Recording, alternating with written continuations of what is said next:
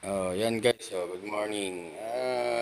Maganda rin talaga yung kinukulang ka na sa budget eh. Tingnan mo. Bili ko tong kukok na to.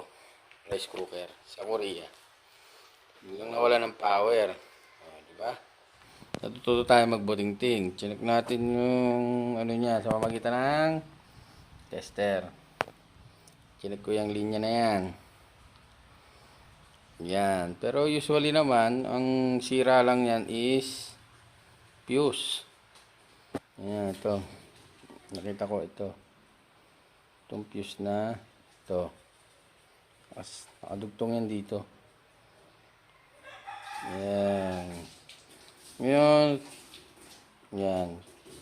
I-update ko kayo pag bumili ako ng fuse at gumana na ito.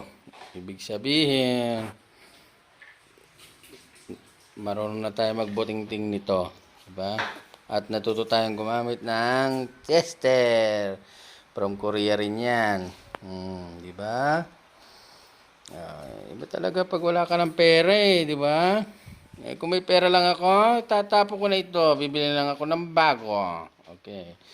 See you guys pag nagawa ko to. Pag hindi, may isa pa tayong solusyon dyan.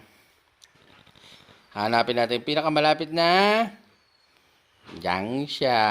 Pakilo na siya, di ba? Oh, di ba? See you guys. Yan guys ha. Pinalitan ko lang yung fuse. Kadalasan daw fuse kasi according sa pag-aaral. Yan. Tsaka kung may mga sunog na wirings. Yan. Pero ito fuse lang. 15. 10 yung original. Okay daw yung 15. Sige. Pagsama. Ayan nga. May green na oh. Pag inangat yan, magre-red. Diba? Kung tinapon ko agad yan, wala na. Di ba? Ganyan nagagawa ng wala ka ng won. Wala ka ng Korean money. Repair lang.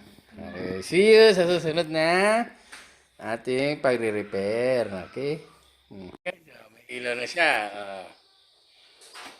Di ba? Hindi ko sa Korean eh. Ito.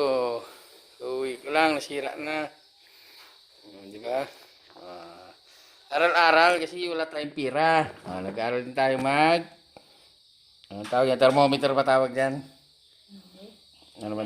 Tester pala. Thermometer. Sige guys.